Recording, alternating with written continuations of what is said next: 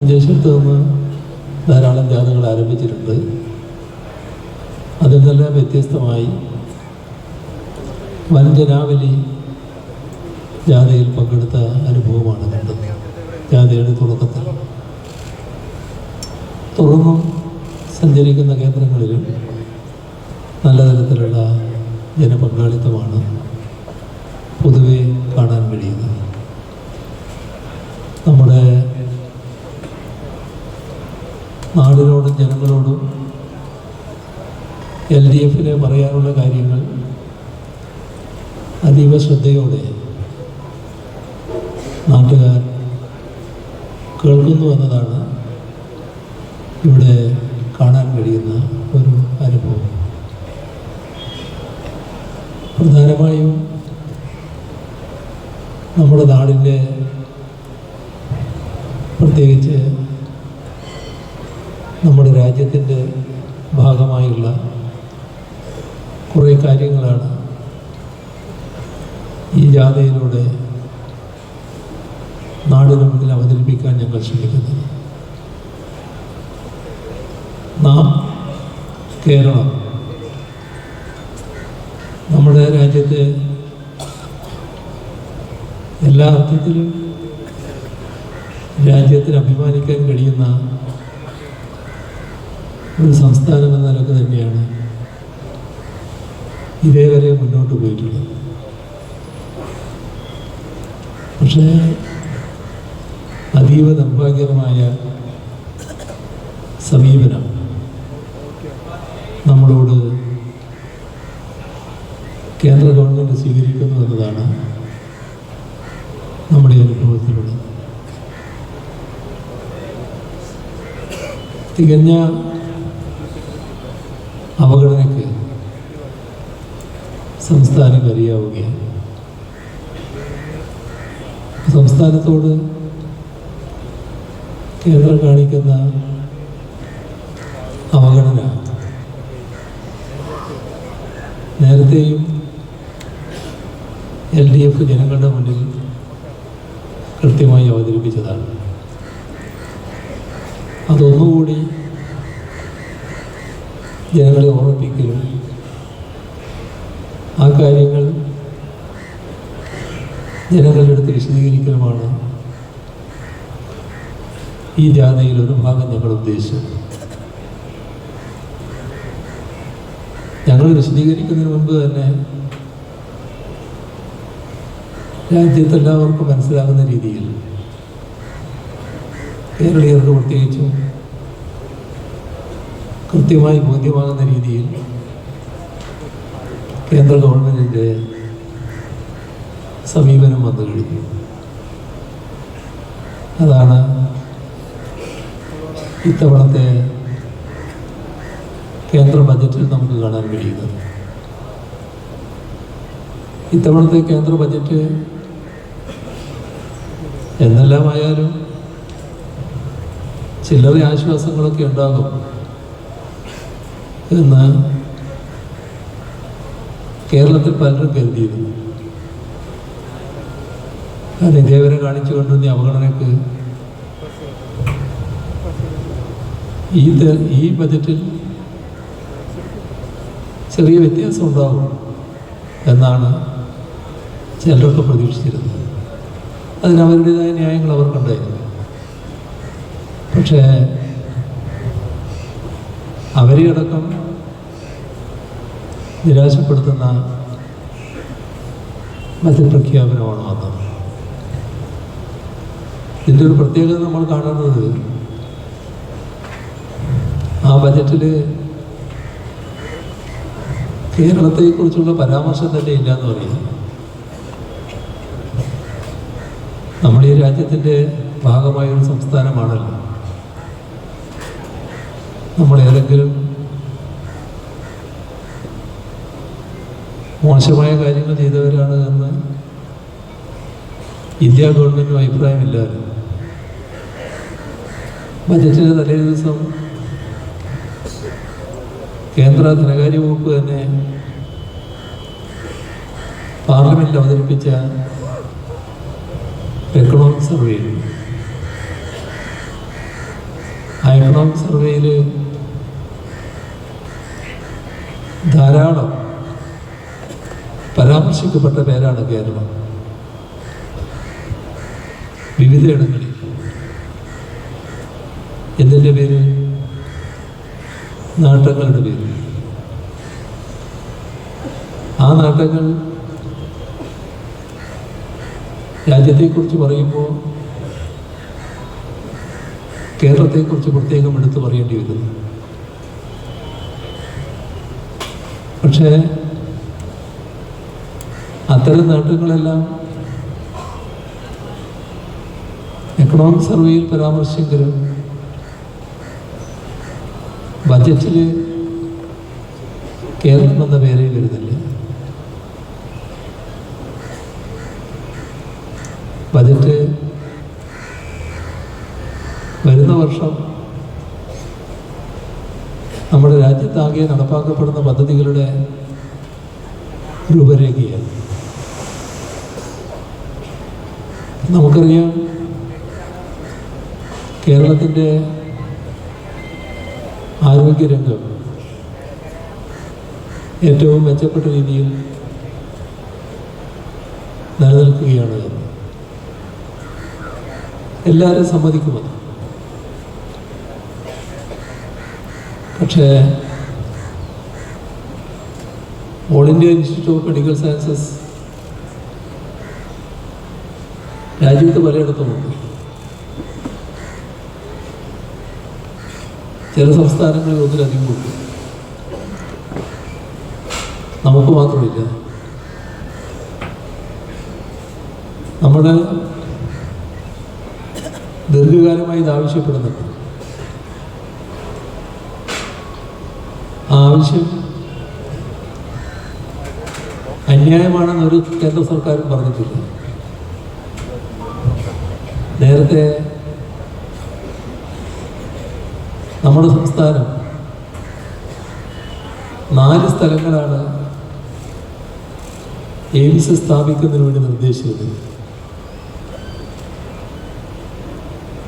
അപ്പോൾ കേന്ദ്ര ഗവൺമെൻറ്, ഇപ്പോൾ ഉള്ള ഗവൺമെൻറ് അല്ല, നേരത്തെയുള്ള ഗവൺമെൻറ് 2016 LDF ഗവൺമെൻറ് ഇത്തവണ അധികാരത്തിൽ വരുന്നത്. എൻ്റെ തുടർച്ചയായിട്ടാണല്ലോ 2021 വന്നത്. 2016 മുൻപ് തന്നെ കേരളത്തെ കേന്ദ്ര ഗവൺമെൻറ് അറിയിക്കുകയാണ്, ഈ 4 സംസ്ഥാനങ്ങളിൽ ഏതാണ് എന്ന് കൃത്യമായി പറയണം. അതിന് മറുപടി പറയേണ്ടത് വന്നത് LDF സർക്കാരാണ്. 4 നിർദ്ദേശിച്ചെങ്കിലും എവിടെ വേണമെന്നത് പ്രത്യേകമായി ചൂണ്ടിക്കാണിക്കണമെന്ന് പറഞ്ഞു. അങ്ങനെയാണ് എയിംസ് സ്ഥാപിക്കാൻ ആവശ്യമായ എത്ര സ്ഥലം ഒരുക്കിക്കൊണ്ട് തന്നെ കോഴിക്കോട് കിനാലൂരിൽ ഇത് സ്ഥാപിക്കാവുന്നതാണ് എന്ന് സംസ്ഥാന ഗവൺമെൻറ് നിർദ്ദേശിച്ചത്. പലവട്ടം പ്രധാനമന്ത്രി അടക്കമുള്ളവരെ കണ്ടിട്ടുണ്ട്. ഇപ്പോൾ കേന്ദ്ര ആരോഗ്യമന്ത്രി നദ്ദയാണ്. എല്ലാവരെയും കണ്ടിട്ടുണ്ട്. കാണുന്ന ഘട്ടത്തിലൊക്കെ ഇപ്പം കിട്ടിപ്പോയി എന്ന മട്ടിലാണ് സംസാരം കഴിഞ്ഞ് ഞങ്ങൾ തിരിച്ചു വരിക. പക്ഷേ ഓരോ വർഷവും നിരാശയാണ് പലരും. ഈ വർഷവും അത് തന്നെ ആവർത്തിച്ചിരിക്കുന്നു. ഇത് ഒരു എയിംസിൽ മാത്രം ഒതുങ്ങി നിൽക്കുന്നില്ല. നമ്മുടെ കേരളത്തിൻ്റെ ഏറ്റവും കരുത്തുറ്റൊരു മേഖലയാണ് വിദ്യാഭ്യാസ രംഗം. വിദ്യാഭ്യാസ രംഗത്ത് ഒരു പ്രത്യേക പദ്ധതിയും കേന്ദ്ര ഗവൺമെൻറ് പ്രഖ്യാപിച്ചിട്ടില്ല. ഏതെങ്കിലും തരത്തിലുള്ള സഹായവും കേന്ദ്രം പറയുന്നില്ല. ഉന്നത വിദ്യാഭ്യാസ മേഖല വിവിധ തരത്തിലുള്ള ശാക്തീകരണം കേരളത്തിൽ നടന്നുകൊണ്ടിരിക്കുകയാണ്. അതിൻ്റെ ഭാഗമായുള്ള രാജ്യത്തിൻ്റെ ഭാഗമായി സംസ്ഥാനത്തിന് ലഭിക്കേണ്ട ഒരു വിഹിതവും കേരളത്തിന് ലഭിക്കുന്നില്ല. ഇവിടെ പ്രധാനപ്പെട്ട 5 മെഡിക്കൽ കേന്ദ്രങ്ങൾ ഈ ബജറ്റിൽ പ്രഖ്യാപിച്ചിട്ടുണ്ട്. കേരളത്തിനെ ആ കാര്യത്തിലും പരിഗണിക്കുന്നില്ല. റെയിൽവേയുടെ പ്രശ്നം വലിയ തോതിൽ ഇവിടെ ഉയർന്നു വന്നതാണ്. നമ്മുടെ നാട്ടുകാർ പഴയ അതേ സ്പീഡിൽ യാത്ര ചെയ്താൽ മതി എന്ന നിലപാടാണ് കേന്ദ്രം പൊതുവെ സ്വീകരിക്കുന്നത്. അതിന് പരിഹാരമായിട്ടായിരുന്നു നമ്മൾ സംസ്ഥാനം ഒരു പദ്ധതി കേന്ദ്രത്തിന് മുന്നിൽ സമർപ്പിച്ചത്,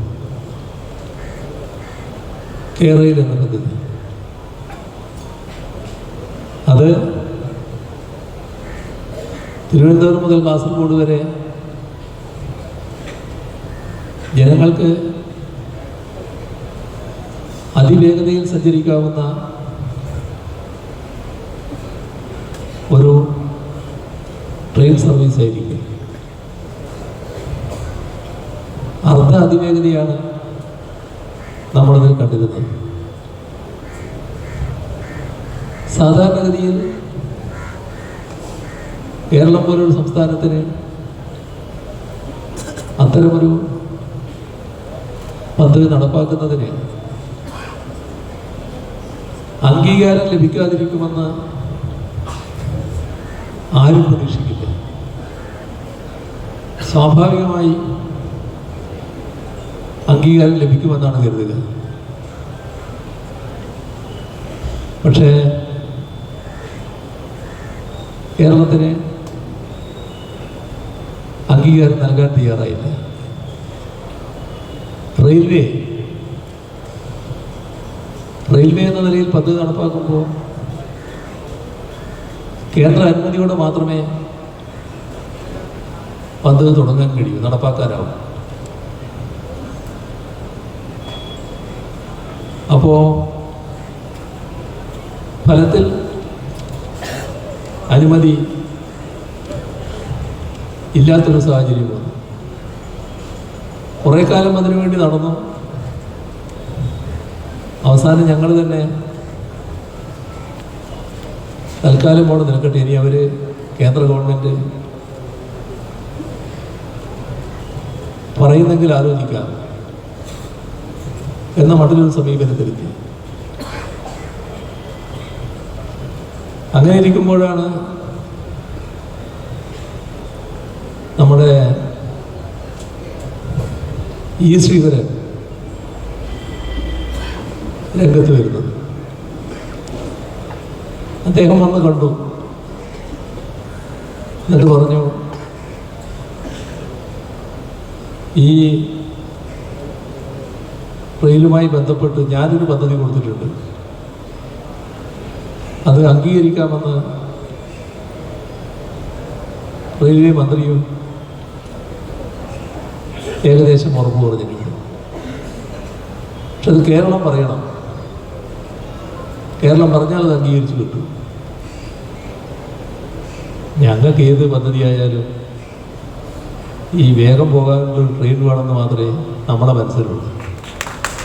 അത് കേരള ഗവൺമെൻറ് പറഞ്ഞതായാലും ഈ ശ്രീധരൻ പറഞ്ഞതായാലും ഇനി മറ്റാരെങ്കിലും പറഞ്ഞതായാലും നേരത്തെ ഒരു ഘട്ടത്തിൽ റെയിൽവേ മിനിസ്റ്ററോടനെ പറഞ്ഞിരുന്നു, ഞങ്ങൾക്ക് തന്നെ നടപ്പാക്കണമെന്നില്ല, നിങ്ങൾ നടപ്പാക്കിയാലും മതി, ഞങ്ങൾക്ക് റെയിലാണ് ആവശ്യം. ഇതാണ് കേരള ഗവൺമെൻറ് സ്വീകരിച്ച സമീപനം. അപ്പോൾ അദ്ദേഹത്തോട് പറഞ്ഞു, ആവട്ടെ, നമുക്ക് പരിശോധിക്കാമെന്ന് പറഞ്ഞു. അങ്ങനെ ആ പദ്ധതിയുമായി ബന്ധപ്പെട്ട് റെയിൽവേ മിനിസ്റ്റർ കാണണം.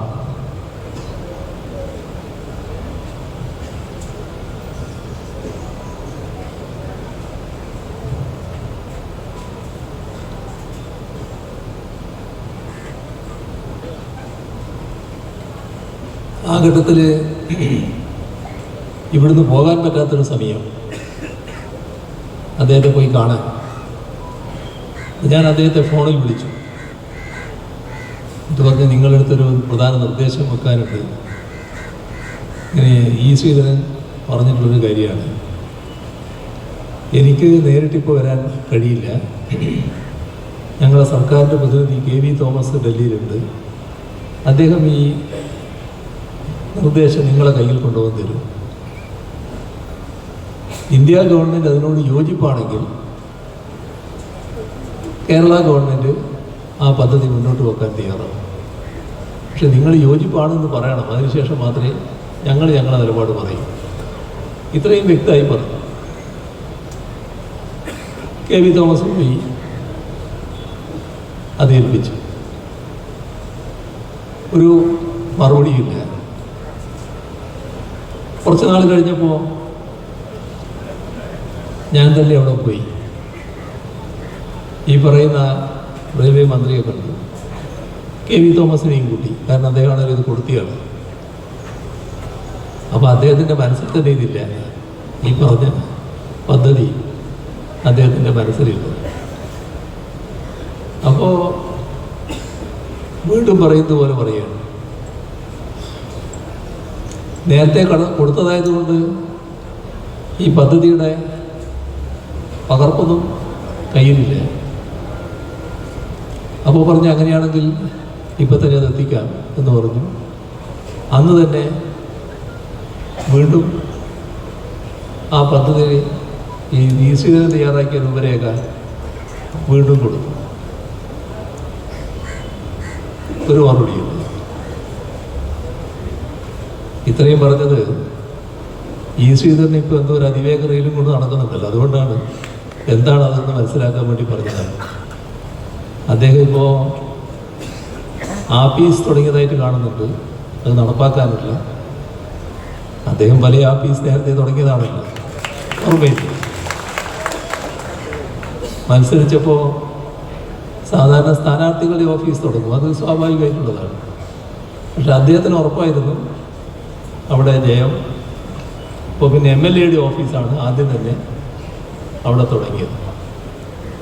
അപ്പം അങ്ങനെയെല്ലാം കൂടെ ഒരു പ്രത്യേകത അദ്ദേഹത്തിനുണ്ട്. മാത്രമല്ല, ആ തെരഞ്ഞെടുപ്പിൽ ജയിച്ചു വന്നാൽ ജയിക്കുന്നുറപ്പാണല്ലോ. അപ്പോൾ BJPയുടെ മുഖ്യമന്ത്രിയാണ് എന്നും പരസ്യമായ നിലപാട് എടുത്തതുമാണ് അദ്ദേഹം. ഇതൊന്നും ഞങ്ങൾ മറ്റൊരർത്ഥത്തിൽ കണ്ടിട്ടില്ല. അദ്ദേഹത്തെ ഒരു ടെക്നോക്രാറ്റായിട്ട് മാത്രമേ കണ്ടിട്ടുള്ളൂ. രാഷ്ട്രീയത്തിൻ്റെ ഭാഗമായി അദ്ദേഹത്തെ വിലയിരുത്തിയിട്ടില്ല. അപ്പോൾ ടെക്നോക്രാറ്റ് എന്ന നിലക്ക് അദ്ദേഹം പറയുന്ന കാര്യങ്ങൾ അതിൻ്റേതായ വിലക്കെടുക്കുകയാണ് ചെയ്തത്. ഇതാണ് ഞങ്ങളുടെ അനുഭവം. ഇപ്പോൾ നമ്മുടെ രാജ്യത്ത് അതിവേഗ റെയിൽ 5 എണ്ണം പ്രഖ്യാപിച്ചു. കേരളം സ്ഥാനമില്ല. തമിഴ്നാടുണ്ട്, കർണാടകയുണ്ട്, ആന്ധ്രയുണ്ട്, നമ്മുടെ തൊട്ട് കിടക്കുന്ന സംസ്ഥാനങ്ങളൊക്കെയുണ്ട്. നമ്മൾ മാത്രമില്ല. എന്ത് തെറ്റാണ് നമ്മൾ ചെയ്തിട്ടുള്ളത്? എന്തൊരു പകയാണ് കേരളത്തോട്. കേരളം കേന്ദ്ര ഗവൺമെൻറ് നേതൃത്വം കൊടുക്കുന്ന BJP അങ്ങനെ അംഗീകരിക്കുന്നില്ല. അപ്പോൾ അതിൻ്റേതായ പകയും വിദ്വേഷവും കേരളത്തോട് തന്നെ കാണിക്കുകയാണ്, ജനങ്ങളോട് കാണിക്കുകയാണ്. അതിൻ്റെ ഭാഗമായി ഇത്തരത്തിലുള്ള എല്ലാ പദ്ധതികളും കേരളത്തെ ഒഴിച്ചു നിർത്തുകയാണ്. നമ്മൾ ഒരു ഫെഡറൽ രാഷ്ട്രമാണ്, ഫെഡറൽ സംവിധാനമാണ് നമ്മുടെ രാജ്യം അംഗീകരിച്ചിട്ടുള്ളത്. ശക്തമായ കേന്ദ്രം, സംതൃപ്തമായ സംസ്ഥാനങ്ങൾ,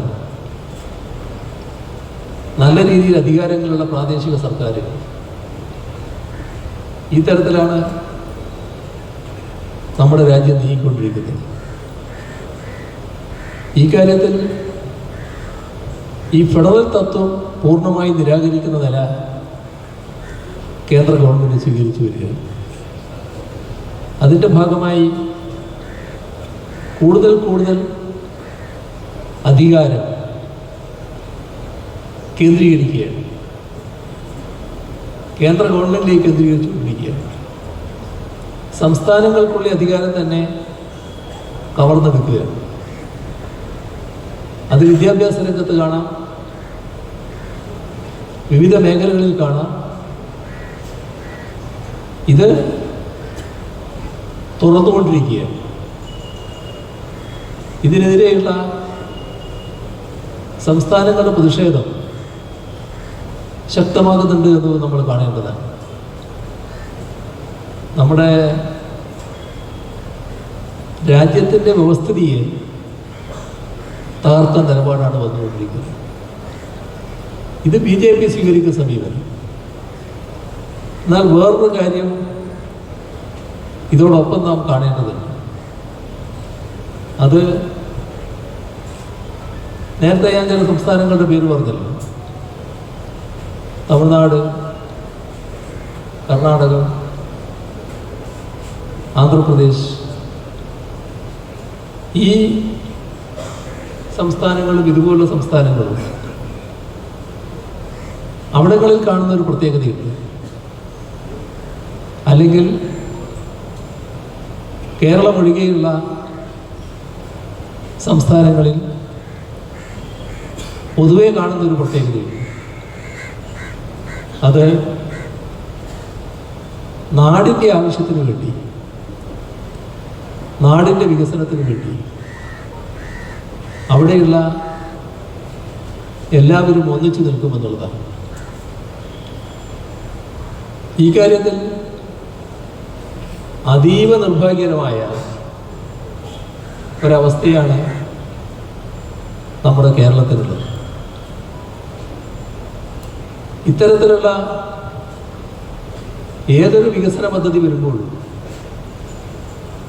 ആ വികസന പദ്ധതിയെ എതിർക്കുന്ന നിലപാടാണ്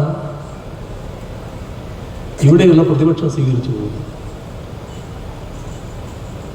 എന്താണ്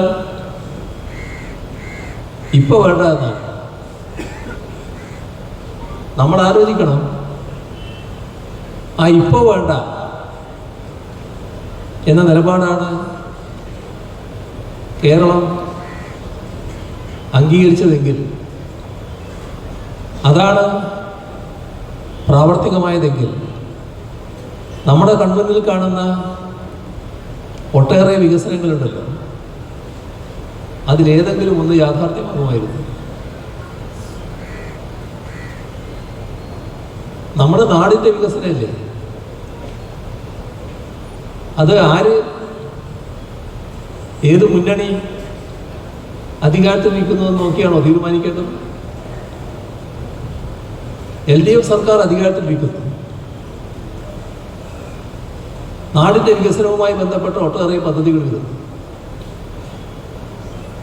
ആ ഒരു പദ്ധതിയും ഇവിടെ നടപ്പാക്കേണ്ടതില്ല എന്നൊരു സമീപനം പ്രതിപക്ഷം സ്വീകരിച്ചാൽ ആർക്കെതിരെയാണത്? അത് എൽ ഡി എഫിനെതിരെയാണോ? യഥാർത്ഥത്തിൽ എൽ ഡി എഫിനെതിരെ അല്ലല്ലോ, യഥാർത്ഥത്തിൽ കേരളത്തിനും ജനങ്ങൾക്കുമെതിരെയല്ലേ. നാടിൻ്റെ വികസനം എന്ന് പറയുന്നത് ഇപ്പോൾ ജീവിച്ചിരിക്കുന്ന ഈ തലമുറക്ക് മാത്രം ബാധകമായതല്ലല്ലോ,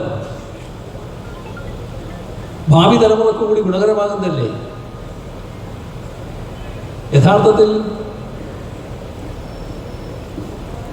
കോൺഗ്രസും ലീഗും BJPയും സ്വീകരിക്കുന്ന സമീപനം നമ്മുടെ കേരളത്തിലെ ഭാവി തലമുറക്കെതിരെയുള്ള സമീപനമല്ലേ. ഇതല്ലേ കഴിഞ്ഞ 10 വർഷക്കാലമായി നാം കണ്ടുകൊണ്ടിരിക്കുന്നത്. ഈ സമീപനത്തിൽ എന്തെങ്കിലും മാറ്റം വരുന്നുണ്ടോ? എല്ലാ ഘട്ടത്തിലും ഇത് ശക്തിപ്പെടുത്തി പോവുകയാണ്. ഓരോ ഘട്ടത്തിലും ഈ സമീപനം തീവ്രമാക്കുകയാണ്. അതെവിടം വരെ എത്തുന്നു? സാധാരണഗതിയിൽ ഇത്തരം കാര്യങ്ങളിൽ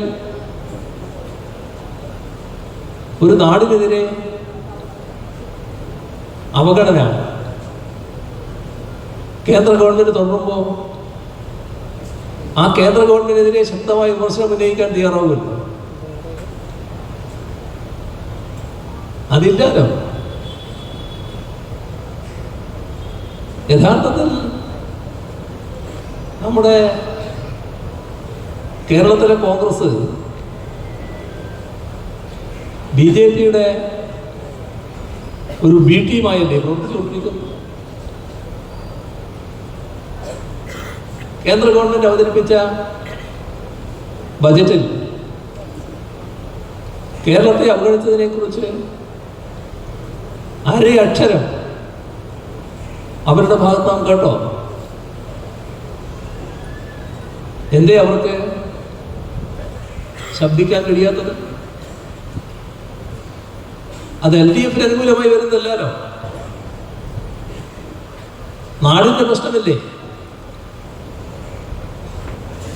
ജനങ്ങളുടെ പ്രശ്നമല്ലേ,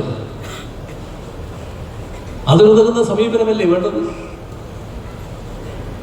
എന്തുകൊണ്ടാണ്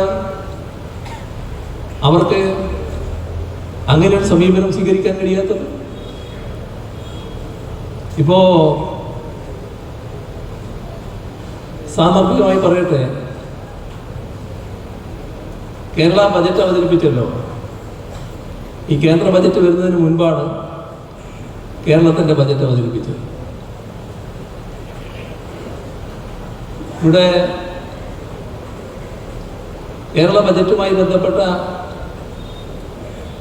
ചർച്ചകൾ നടന്നുകൊണ്ടിരിക്കുകയാണ്. 2 ദിവസമായി ചർച്ച നടത്താം. നമ്മുടെ പ്രതിപക്ഷത്തിന് ആ ചർച്ചയിൽ പങ്കെടുക്കാൻ താല്പര്യമില്ല, ബഹിഷ്കരിച്ചു പോവുകയാണ്. സമാനതകളില്ലാത്ത ബഹളം പലതും അസംബ്ലിയിൽ നടക്കുകയാണ്. ഇന്ന് കണ്ട കാഴ്ചകൾ ആർക്കും അഭിമാനിക്കാൻ കഴിയുന്നൊരു കാര്യമല്ല. എന്താ കാര്യം? കേരള ബജറ്റിനെ കുറിച്ചുള്ള ചർച്ചയാണെങ്കിലും കേന്ദ്ര ബജറ്റുമായി ബന്ധപ്പെട്ട ഒട്ടേറെ കാര്യങ്ങൾ ആ ചർച്ചയിൽ ഉയർന്നു വരും. സ്വാഭാവികമായി ഇവർക്കും പറയേണ്ടതായിട്ട് വരും. BJPക്കെതിരെ പറയാൻ പോലും പഠിക്കുന്നു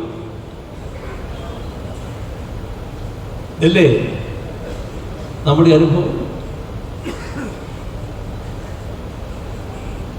കേരളത്തിന് അർഹതപ്പെട്ട കാര്യങ്ങൾ നിഷേധിക്കുകയാണല്ലോ. ധനകാര്യ കമ്മീഷന്റെ വിഹിതം അതിൽ സാധാരണഗതിയിൽ കേരളത്തിന് അർഹതയുള്ളതാണ്. നേരത്തെ ലഭിച്ചതിനേക്കാളും കൂടുതൽ വിഹിതം ലഭിക്കും. പക്ഷേ ഇത്തവണ കഴിഞ്ഞതിൽ നിന്ന് 80,000 കോടി രൂപയുടെ കുറവാണ് വരുത്തിയിരിക്കുന്നത്. ഇതാണ് മനോഭാവം കേരളത്തോട് സ്വീകരിക്കുന്ന സമീപനം. കേരളത്തെ സാമ്പത്തികമായി ലഭിക്കുക, ശ്വാസം മുട്ടിക്കുക, മുന്നോട്ട് നീങ്ങാൻ അനുവദിക്കാതിരിക്കുക, ആ ലക്ഷ്യത്തോടെയുള്ള നടപടികളാണ് BJP ഗവൺമെന്റ് സ്വീകരിക്കുന്നത്. അതിന് നല്ല പ്രോത്സാഹനമാണ് കോൺഗ്രസും പ്രതിപക്ഷവും നൽകുന്നത്. വലിയ പ്രോത്സാഹനം മറ്റേതെങ്കിലും ഒരു സംസ്ഥാനത്ത് ഇങ്ങനെ കാണുമോ? അപ്പൊ നാടിന്റെ താല്പര്യത്തിനെതിരായി നിൽക്കുന്ന കക്ഷികളായി നിലകൊള്ളുകയാണ് ഇവർ. ഇപ്പോ നാട്ടിൽ നടത്തിക്കൊണ്ടിരിക്കുന്ന പ്രചരണ രീതികൾ എടുത്താൽ വസ്തുതകളെ അടിസ്ഥാനപ്പെടുത്തിയുള്ള പ്രചരണങ്ങളല്ല പ്രതിപക്ഷം നടത്തുന്നതെന്ന് കാണാൻ നമുക്ക് സാധിക്കും. നമ്മുടെ സംസ്ഥാന ബജറ്റ് അവതരിപ്പിച്ചപ്പോൾ കേരളത്തിലെ ഒരു പ്രധാന മാധ്യമം ഈ ബജറ്റിനെ കുറിച്ചുള്ള ജനങ്ങളുടെ അഭിപ്രായം ചോദിച്ചു. എല്ലാവരും കയറി അഭിപ്രായം കേട്ടു. കുറച്ച് കഴിഞ്ഞപ്പോഴാണ് അക്കിടി മനസ്സിലായത്. എന്താ പറ്റിയെന്നറിയോ? അതുവരെ വന്നതിൽ 84% ആ ബജറ്റിനെ പ്രകീർത്തിച്ചുകൊണ്ടാണ് പറഞ്ഞത്. അക്കിടി മനസ്സിലായി അവരെ അപ്പം തന്നെ നിർത്തി. പിന്നെ അത് പുറത്തു വിട്ടിട്ടില്ല. അവർക്കറിയാം ആരാണെന്ന്. ഞാനിപ്പോൾ പേരൊന്നും പറയുന്നില്ല. ഇതാണ് കേരളത്തിലെ ഒരു രീതി. യഥാർത്ഥ വസ്തുതകൾ മറച്ചു വെക്കാൻ വലിയ താല്പര്യമാണ്. അതിനു പകരം അയഥാർത്ഥമായ കാര്യങ്ങൾ വലിയ തോതിൽ പ്രചരിപ്പിച്ചു വിടുകയും ആളുകളെ ഏതെല്ലാം തരത്തിൽ ദുർബോധനപ്പെടുത്താൻ കഴിയും അതാണ് നല്ലതുപോലെ ശ്രമിക്കുന്നത്. അതിനായി തെറ്റായ കാര്യങ്ങൾ ബോധപൂർവം പ്രചരിപ്പിക്കുന്നു. പണ്ട് ജീവൻസിനെ കുറിച്ച് നമ്മൾ കേട്ടിട്ടുണ്ട്. പക്ഷെ നാട്ടിലാകെ ഒരുപാട് ജീവൻസുമാരെ ഇറങ്ങി സഞ്ചരിക്കുന്ന നിലയാണ് ഇപ്പോൾ കാണാൻ സാധിക്കും. കഴിഞ്ഞ ദിവസം ഒരനുഭവം ഒരു സ്ത്രീ സാമൂഹ്യ മാധ്യമത്തിൽ രേഖപ്പെടുത്തിയത് കണ്ടല്ലോ. മഞ്ചേരിയിൽ നിന്ന് യാത്ര ചെയ്യുന്ന ഒരു സ്ത്രീ, അവര് ബസ് സ്റ്റാൻഡിൽ നിൽക്കുമ്പോൾ ആശുപത്രിയിൽ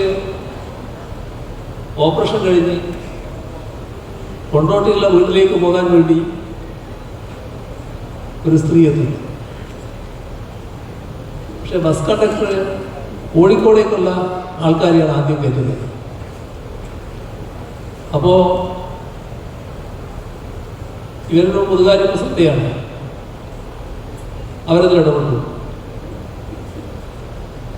ഇവരെന്താണ് കയറ്റാത്തത് എന്നൊക്കെ പറഞ്ഞൊരു ബഹളം വെച്ചു. ഏതായാലും കയറ്റാൻ നിർബന്ധമായി.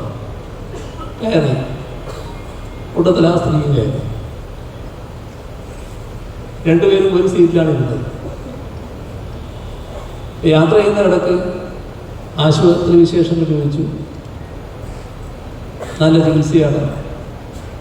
ഭക്ഷണത്തെ പറ്റി ചോദിച്ചപ്പോൾ നല്ല ഭക്ഷണമാണ്, ചില ദിവസം കുറച്ച് കിടപ്പുണ്ട്, അങ്ങനെയുള്ള വിശേഷങ്ങളൊക്കെ പറഞ്ഞുകൊണ്ടിരിക്കുമ്പോൾ വീട്ടിലെ വിശേഷങ്ങളിലേക്ക് എത്തി.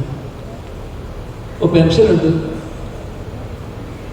നേരത്തെ 1600 രൂപയായിരുന്നു, ഇപ്പോൾ 2000 ഉണ്ട്. അതെങ്ങനെയാണ്? അപ്പോൾ അതിനുള്ള ഉത്തരമാണ് അത് മുഖ്യമന്ത്രി നമ്മളെ സൂചിപ്പിക്കാൻ തന്നില്ല. അതാ എല്ലാം സൂചിപ്പിച്ചിട്ട് നമ്മളെല്ലാം ഇവിടുന്ന് അയക്കാനില്ല. ആ അയക്കുന്നതിന് വേണ്ടിയാണല്ലോ ഇപ്പോൾ ഈ SIR മുഖ്യമന്ത്രി കൊണ്ടുവന്നിട്ടുള്ളത്. എങ്ങനെയുണ്ട്? അപ്പോൾ SIR കൊണ്ടുവന്ന് സംസ്ഥാന സർക്കാരാണ് എന്നാണ് ഈ പാവങ്ങളുടെ അടുത്ത് പോയി പ്രചരിപ്പിച്ചു. അപ്പോൾ മറ്റേ സ്ത്രീ ചോദിച്ചു, ഇതാരാ നിങ്ങളോട് പറഞ്ഞത്?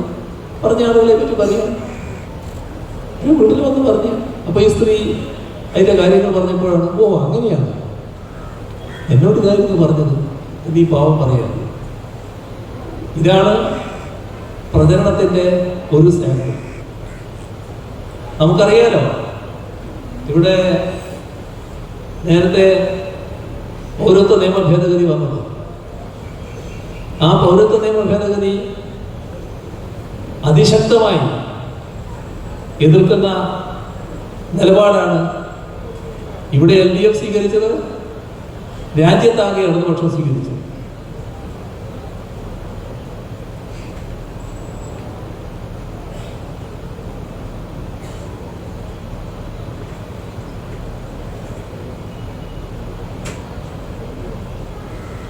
ഇതിലൊക്കെ ഇടതുപക്ഷത്തിന് കൃത്യമായ വ്യക്തമായ നിലപാടുണ്ടല്ലോ.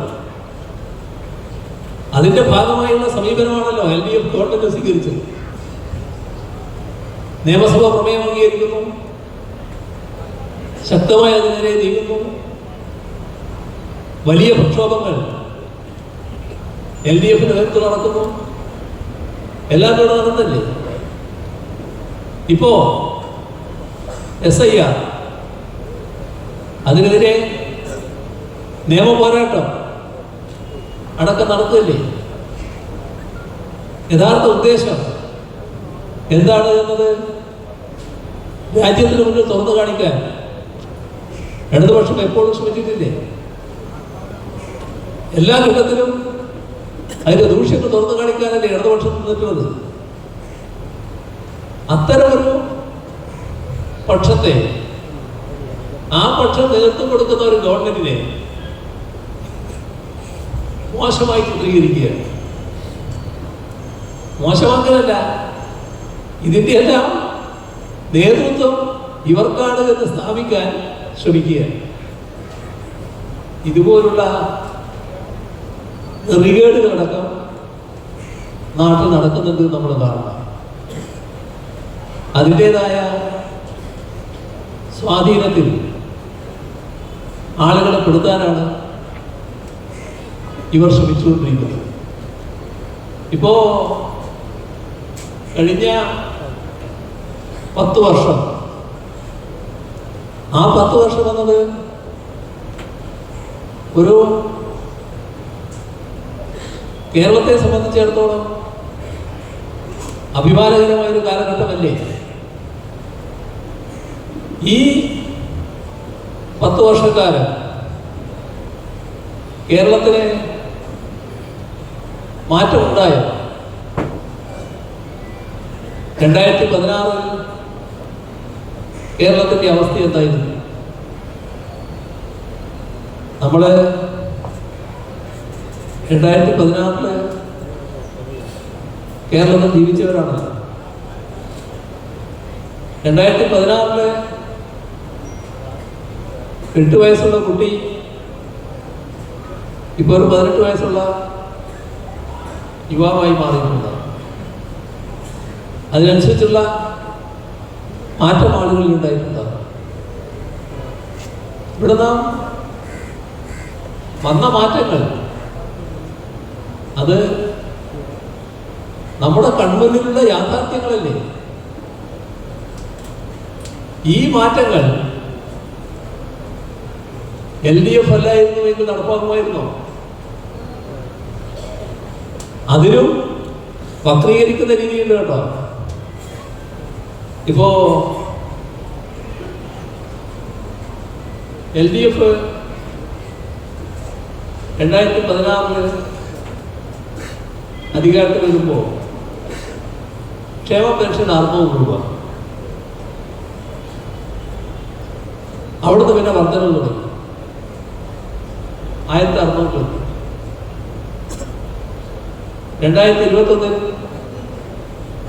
LDF വീണ്ടും ജനങ്ങൾ അധികാരത്തിലെത്തുന്നു. ഇപ്പൊ അത് 2020. 1600 രൂപയും ഇപ്പൊ വർദ്ധിപ്പിച്ച 2000 രൂപയും കൃത്യമായി ആളുകൾക്ക് നൽകുകയാണല്ലോ. ഇതിനെപ്പറ്റി പോയി പറയുന്നൊരു കഥയുണ്ട്. എന്താണ്? ഓ, അതിലെന്താ വലിയ കാര്യം, നമ്മുടെ നാട്ടില് എല്ലാവരും വിലകാരിയിരിക്കും. വിലകാരിയുടെ അടിസ്ഥാനത്തിൽ സ്വാഭാവികമായിട്ട് പെൻഷനും വർദ്ധിക്കട്ടെ. അങ്ങനത്തെ ഒരു വർധനവില്ല. ഇതെന്താ ഇവിടെ ഈ ഗവൺമെന്റ് മാത്രമാണോ കൊടുക്കുന്നത്? മറ്റെല്ലാ ഗവൺമെന്റുകളും ഇങ്ങനെ പെൻഷൻ വർദ്ധിപ്പിക്കുന്നു. അതിൽ ഇവിടുത്തെ ഗവൺമെന്റ് എന്താ പ്രത്യേകത? എങ്ങനെയുണ്ട്? മറ്റുള്ളിടത്തെ കാര്യമാണ് നോക്കട്ടെ, ഇവിടുത്തെ കാര്യം ഒന്ന് ആലോചിച്ച് നോക്കി. ഇവിടെ ഈ പെൻഷന്റെ കാര്യത്തിൽ എന്തായിരുന്നു കോൺഗ്രസിന്റെയും UDF-ന്റെയും സമീപനം? 1980 ആദ്യമായി കർഷക തൊഴിലാളി പെൻഷൻ ആരംഭിക്കുന്നത്. നായനാർ ഗവൺമെന്റ് 45 രൂപ. അവിടുന്നാണ് തുടക്കം. പിന്നെ അത് കുറേശ്ശെ വർദ്ധിച്ചു. ഈ വർദ്ധിച്ച ഘട്ടങ്ങൾ നോക്കിയാല് നമുക്ക് കാണാൻ കഴിയും. 82 മുതൽ 87 വരെ, 91 മുതൽ 96 വരെ, 2001 മുതൽ 2006 വരെ ഈ കാലയളവുകളിൽ അധികാരത്തിൽ വന്ന UDF ഗവൺമെന്റുകൾ ഒരു ചില്ലിക്കാശ് അതിന് മുൻപുള്ളതിൽ വർധന വരുത്തിയിട്ടില്ല. ഇതല്ലേ അനുഭവം? കൃത്യമായി കൊടുത്തോ? 2006 അധികാരത്തിൽ വന്ന LDF ഗവൺമെന്റ് അന്ന് അധികാരത്തിൽ വരുമ്പോ എത്ര മാസത്തെ കൃഷി ചെയ്യാനുള്ളത് നോക്കി. അപ്പോ 28 മാസത്തെ കൃഷി ചെയ്തു. 2016 ഞങ്ങൾ അധികാരത്തിൽ വരുമ്പോ ഈ കണക്ക് വീണ്ടും നോക്കി. ആ കാലയളവിൽ 500 രൂപയിൽ നിന്ന് നേരിയൊരു വർധനവ് ആദ്യമായി UDF ഗവൺമെന്റ് അവരുടെ അവസാന കാലം വരുത്തിയിരുന്നു. അത് കടലാസില, ആർക്കും കൊടുത്തില്ല. ഇങ്ങനെയാണ് 600 ആക്കിയത്. ആ 600 രൂപ 18 മാസത്തെ കുടിശ്ശിക കൊടുക്കാറുണ്ട്. ഇതല്ലേ അനുഭവം? അപ്പൊ ഒന്ന് ആലോചിച്ച് നോക്കൂ. 1600 2021 എത്തുന്നു. LDF അല്ല UDF ആണ് അധികാരത്തിൽ വന്നിരുന്നെങ്കിൽ ഈ പറഞ്ഞ 1600 രൂപ എത്ര മാസം ആളുകളുടെ കയ്യിൽ കിട്ടുമായിരുന്നു? എന്തെങ്കിലും വർധനമുണ്ടാകുമായിരുന്നു? ഈ രാജ്യത്ത് മറ്റേതൊരു സംസ്ഥാനം ഈ രീതിയിൽ സാമൂഹ്യക്ഷേമ പെൻഷൻ നൽകുന്നുണ്ട്? കോൺഗ്രസും കുറേ സംസ്ഥാനങ്ങൾ ഭരിക്കുന്നുണ്ടല്ലോ. ഏതെങ്കിലും ഒരു സംസ്ഥാനമെടുത്ത് ഇതിനേക്കാളും കൂടുതൽ അല്ലെങ്കിൽ ഈ തുക ഞങ്ങൾ നൽകുന്നുവെന്ന് പറയാൻ കഴിയും? എന്തുകൊണ്ടാണ് LDF ഇത് നൽകാൻ കഴിയുന്നത്? LDF ജനങ്ങളോട് പ്രതിബദ്ധതയുള്ള മുന്നണിയാണ്. പാവപ്പെട്ടവരെ സംരക്ഷിക്കണം എന്ന താല്പര്യമാണ്. അതിന്റെ ഭാഗമായിട്ട് തന്നെയാണ്. അത് മറ്റു തരത്തിൽ വക്രീകരിച്ച് ഇല്ലാതാക്കാൻ ശ്രമിച്ചാൽ മാഞ്ഞു പോകുന്ന ഒന്നല്ല. ഇവിടെ ഇതോടൊപ്പം ക്ഷേമപ്രവർത്തനങ്ങൾ വ്യാപകമായി കേരളത്തിൽ നടപ്പാക്കുന്നുണ്ട്. അതിൻ്റെ ഭാഗമായാണ് നമ്മുടെ വീട്ടമ്മമാര് 35 വയസ്സ് കഴിഞ്ഞവർ അവർക്ക് സ്ത്രീ സുരക്ഷാ പദ്ധതിയുടെ ഭാഗമായി മാസം പ്രതി 1000 രൂപ നൽകുന്ന പദ്ധതി തയ്യാറാക്കി. നല്ല പ്രതികരണം അതിൻ്റെ ഭാഗമായി ഉയർന്നു വരികയാണ്.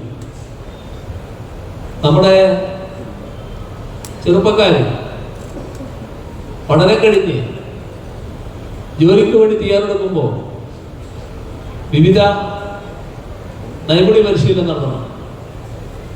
ആ ഘട്ടത്തിൽ അവർക്കൊരു താങ്ങ് എന്ന നിലയിലാണ് മാസം തോറും കണക്ട് വർക്ക് എന്ന പേരിൽ 1000 രൂപ നൽകുന്ന പദ്ധതി സർക്കാർ ആവിഷ്കരിച്ചിരിക്കുന്നത്. ഇതൊക്കെ നമ്മുടെ കേരളത്തിലല്ലാതെ മറ്റെവിടെയുണ്ട്.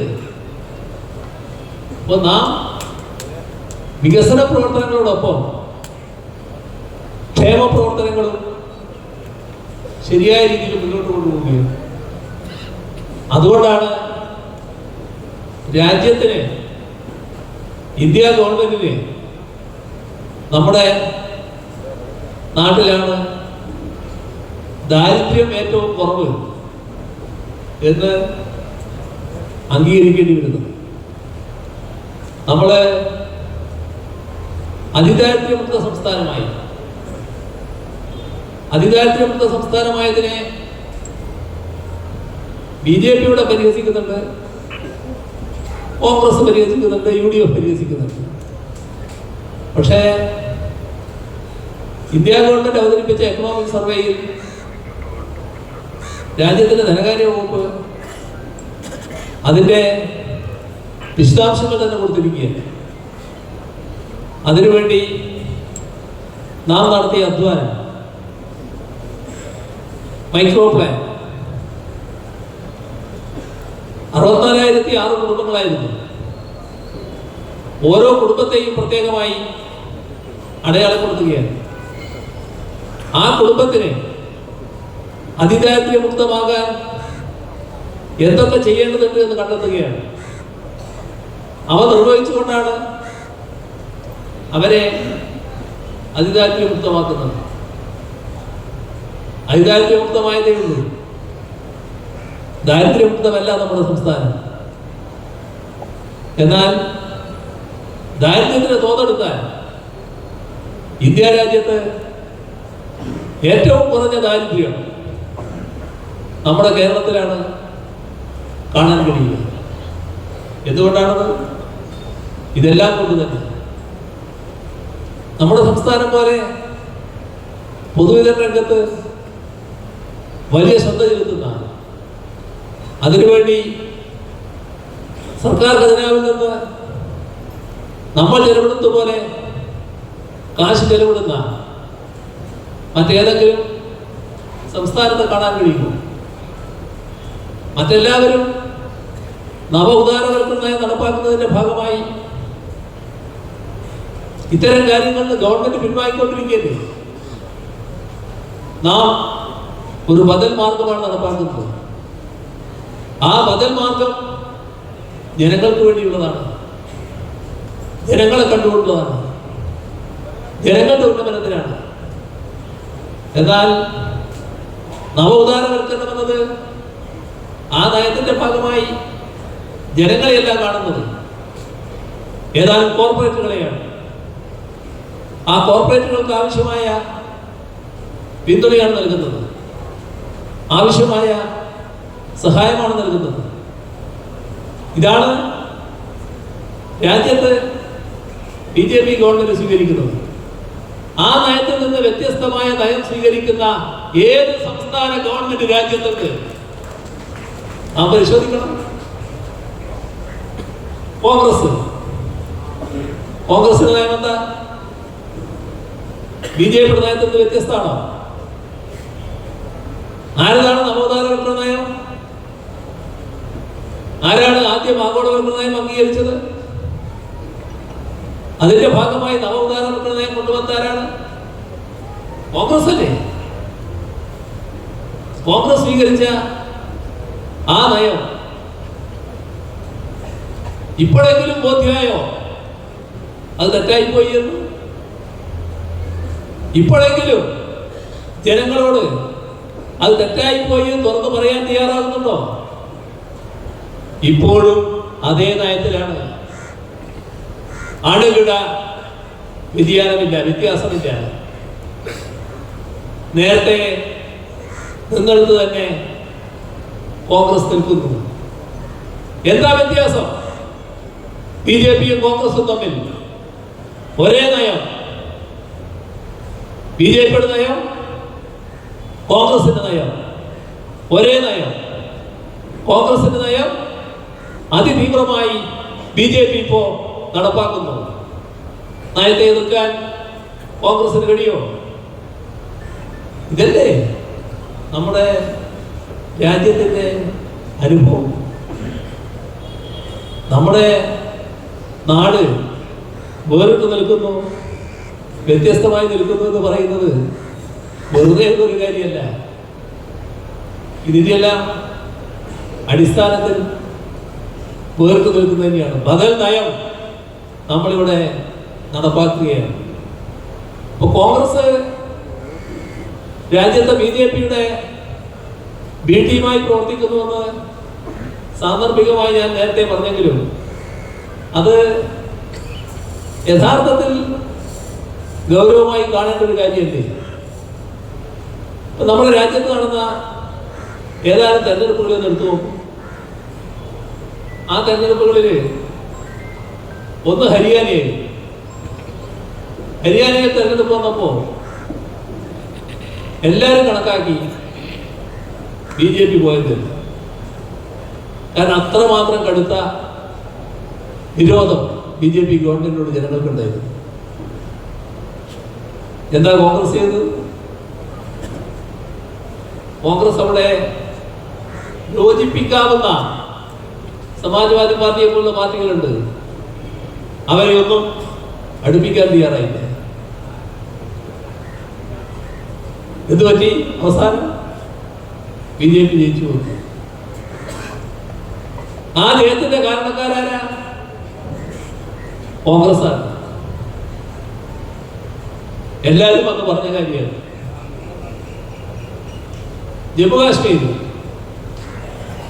ജമ്മുകാശ്മീർ തെരഞ്ഞെടുപ്പ് വന്നു. ആ തെരഞ്ഞെടുപ്പില് വലിയ അവകാശവാദം കോൺഗ്രസ്. ഒമർ അബ്ദുള്ള ഇപ്പൊ അവിടെ മുഖ്യമന്ത്രിയായിരിക്കുന്നു. എങ്ങനെയാ അത് വന്നത്? ഇവരെ സമ്മർദ്ദത്തിന് വേണമെങ്കിൽ കുറെ സീറ്റ് കൊടുക്കും, പോയി.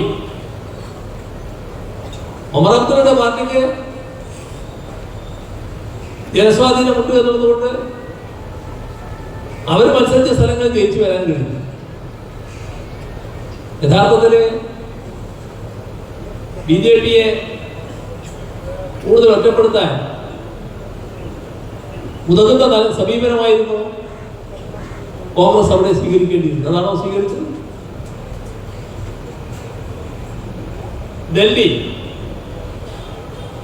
ഡൽഹിയിലെ ആം ആദ്മി പാർട്ടി BJPയെ വെല്ലുവിളിച്ചുകൊണ്ട് നിൽക്കുന്ന ഒരു പാർട്ടിയായിരുന്നു. സ്വാഭാവികമായും ആ പാർട്ടിക്ക് നേരെയും ആ പാർട്ടിയുടെ നേതാക്കൾക്കെതിരെയും ഗവൺമെന്റിന്റെ വക്താക്കൾക്ക് നേരെയും കേന്ദ്ര അന്വേഷണ ഏജൻസികൾ നീക്കം തുടങ്ങി. അവിടെ ഒരു മന്ത്രിയെ അറസ്റ്റ് ചെയ്തു. അപ്പോൾ കോൺഗ്രസ് ഇയാളെയല്ല അറസ്റ്റ് ചെയ്യേണ്ടത്, അറസ്റ്റ് ചെയ്യേണ്ടത് കെജ്രിവാളിനെയാണ്. അതാകട്ടെ തെരഞ്ഞെടുപ്പ് വന്നപ്പോഴോ ഇതേ സമീപനം. എന്തായി ഫലം? ആ ആദ്മിയെ AAP തോൽപ്പിച്ച് BJP അധികാരത്തിൽ വരുന്നു. കോൺഗ്രസിന് നേരത്തെയുള്ള അതേ സ്ഥാനം 0. ഇതല്ലേ ആരുടെ വീട്ടി? ബീഹാറിൽ നല്ല ഐക്യം വളർന്നു വരുന്നു എന്ന് എല്ലാവരും കണ്ടു. അവിടെ അയഥാർത്ഥമായ അവകാശവാദങ്ങളുമായി കോൺഗ്രസ് ചെന്നു. വലിയ തർക്കം എല്ലാ സ്ഥലത്തും നോയിപ്പോ. ഇത്തരം തെരഞ്ഞെടുപ്പുകൾ നടക്കുന്ന എല്ലാ സ്ഥലങ്ങളിലും ആദ്യം കോൺഗ്രസ് വലിയ തർക്കമുള്ളൂ, അന്തരീക്ഷമാകെ മോശമാക്കും. പിന്നെ യോജിപ്പാകുമ്പോഴും ആ തർക്കത്തിന്റെ അന്തരീക്ഷം നിലനിൽക്കുകയാണ്. ബീഹാറിൽ സംഭവിച്ചതെന്താ? ബീഹാറിൽ യോജിപ്പുണ്ടായി, പക്ഷേ യോജിച്ച് മത്സരിക്കുന്ന സീറ്റുകളിൽ പലതിലും കോൺഗ്രസിന്റെ സ്ഥാനാർത്ഥികൾ വന്നു, എതിർ സ്ഥാനാർത്ഥികളായിട്ട്. ഇതെല്ലാം നമ്മുടെ അനുഭവമല്ലേ? അവിടെയും BJP സഖ്യത്തെ ജയിച്ചു വരാൻ കഴിഞ്ഞത് കോൺഗ്രസിന്റെ ഈ സമീപനം കൊണ്ടല്ലേ? അപ്പോ ഒരു തരത്തിലുള്ള ഒരു B-ടീം സമീപനം ഇവരോട് സ്വീകരിച്ചു പോകുന്നു എന്നുള്ളതാണ് കോൺഗ്രസിനോട് BJP-യോട് കോൺഗ്രസ് സ്വീകരിക്കുന്നു എന്നുള്ളതാണ് കാണാൻ സാധിക്കുക. അതിൻ്റെ എല്ലാം തുടർച്ചയായാണ്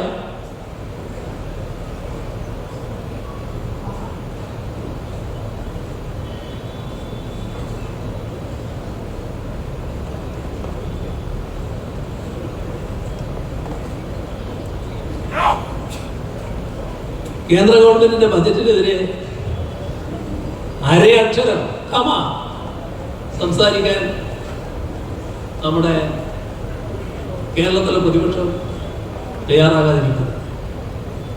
അതുകൊണ്ടാണ് നിയമസഭ ബഹിഷ്കരിക്കുന്ന നിലപാട് സ്വീകരിക്കുന്നത്. ഇതാണ് കോൺഗ്രസും UDF-ഉം BJP-യും എന്ന് നാം കാണുന്നു. ഇവിടെ ഈ കഴിഞ്ഞ 10 വർഷക്കാലം, 10 വർഷത്തിന് മുൻപ് നമ്മുടെ കേരളത്തിലുണ്ടായിരുന്ന ദുരവസ്ഥ നല്ല രീതിയിൽ പരിഹരിക്കാൻ നമുക്ക് കഴിഞ്ഞിട്ടുണ്ട്. അതിൻ്റെ മറ്റു വിശദാംശങ്ങളിലേക്ക് ഞാനിപ്പോൾ കടക്കുന്നില്ല.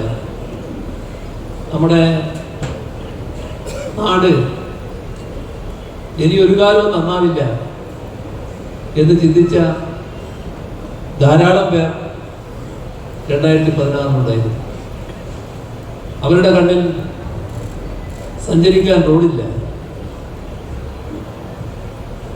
പണ്ടവർ പോയിരുന്ന സ്കൂളുകൾ തങ്ങളുടെ കുഞ്ഞുങ്ങൾക്ക് പഠിക്കുന്നതിന് പോകാൻ പറ്റാത്ത അവസ്ഥയിലായി നശിച്ചുകൊണ്ടിരിക്കുന്നു. കേരളത്തിൻ്റെ സമ്പന്നമായ ആരോഗ്യരംഗം അത് തകർന്നുപോയി.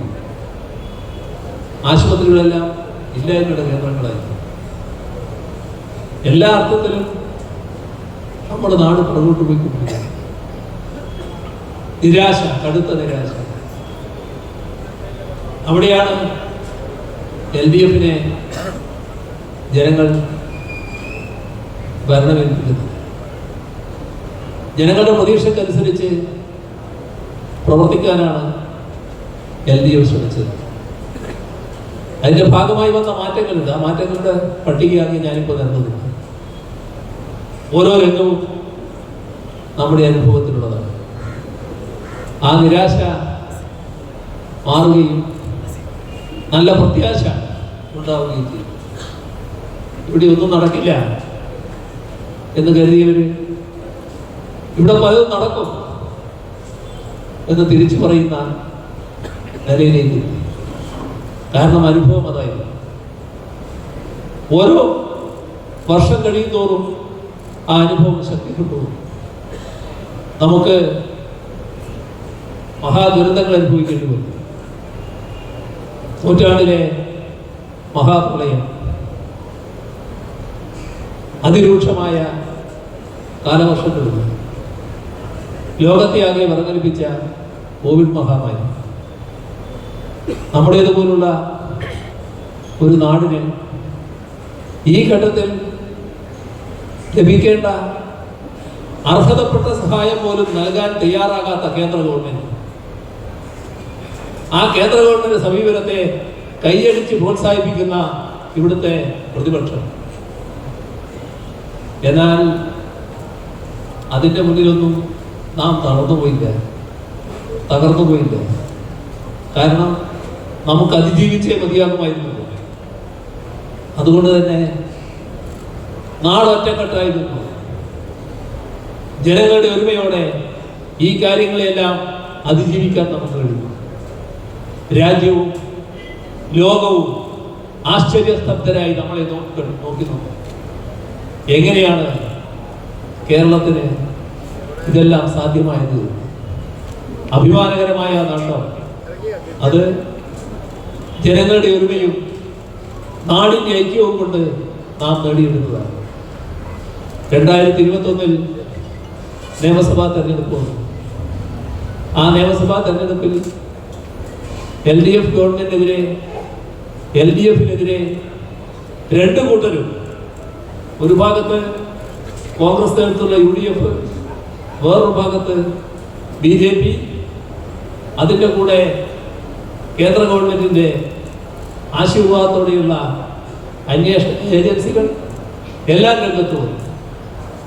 പിന്നെ ഇതെല്ലാം നല്ല രീതിയിൽ എല്ലാ കാലത്തും സഹായിച്ചുകൊണ്ടിരിക്കുന്ന ഇടതുപക്ഷ വിരോധം നല്ല നിലക്ക് പുലർത്തിപ്പോരുന്ന കേരളത്തിലെ വലതുപക്ഷ മാധ്യമം, ഇവരെല്ലാം കൂടി ഒരു വല്ലാത്ത പ്രതീതി സൃഷ്ടിച്ചു. 5 വർഷം മുൻപുള്ളതാണെങ്കിലും നമ്മളൊന്ന് ഓർമ്മിച്ച് നോക്കിയാൽ അറിയാം. അന്നും പലരും പോയി കാണുന്നുണ്ടായിരുന്നു. അന്നത്തെ UDF നേതാക്കൾ അവർ തയ്യാറാക്കിയ ലിസ്റ്റുകൾ ഉണ്ടായിരുന്നു, ചില കാര്യങ്ങൾക്കുള്ള പട്ടികകൾ ഉണ്ടായിരുന്നു. കാരണം ഇങ്ങനെയൊരു വല്ലാത്ത ഒരു പ്രതീതി സൃഷ്ടിച്ചതിലൂടെ ഇനി തകരാൻ പോവുകയാണ് LDF എന്നാണ് അവരെല്ലാം ധരിച്ചത്. പക്ഷേ വിധികർത്താക്കൾ ജനങ്ങളാണ്.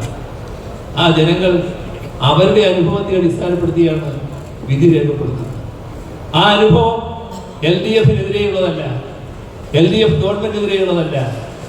തങ്ങളുടെ ജീവിതാഭിവൃദ്ധിക്ക്, നാടിൻ്റെ വികാസത്തിന്, ഞങ്ങളുടെ കുഞ്ഞുങ്ങളുടെ ഭാവിക്ക് ഉതകുന്ന നടപടികൾ സ്വീകരിച്ച മുന്നണിയും ഗവൺമെന്റുമാണ് ഇത് എന്ന ധാരണയോടെയാണ് 2021 വീണ്ടും നിങ്ങൾ തുടരുക. കേരളത്തിന്റെ ചരിത്രം തിരുത്തിക്കൊണ്ട് അത്തരമൊരു വിധി ജനങ്ങൾ രേഖപ്പെടുത്തുന്നത്. അത് കഴിഞ്ഞ് 5 വർഷമാകുന്നു. ഇതിന് ഇടവേളയില്ല. ഈ എല്ലാ ഘട്ടത്തിലും ഈ എതിർപ്പ് അതേപോലെ തുറന്നു വരികയാണ്. അതിന് എല്ലാ തെറ്റായ മാർഗങ്ങളും സ്വീകരിച്ചു പോകുന്നുവെന്ന് നമുക്കറിയാം. ഒന്നിൻ്റെയും വിശദാംശങ്ങളിലേക്ക് ഞാൻ കടക്കുന്നില്ല. പക്ഷേ യഥാർത്ഥമായ കാര്യങ്ങൾ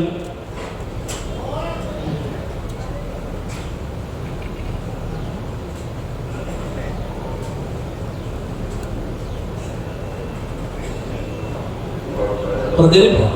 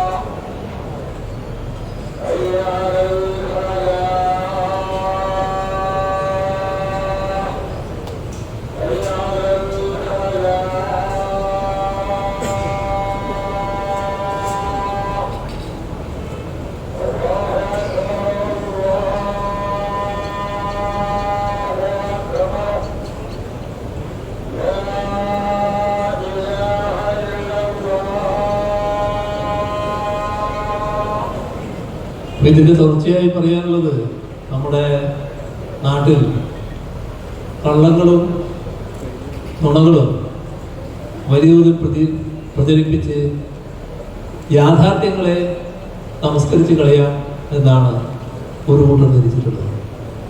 അതിൻ്റേതായ ഒരുപാട് കാര്യങ്ങൾ കാണാൻ നമുക്ക് സാധിക്കും.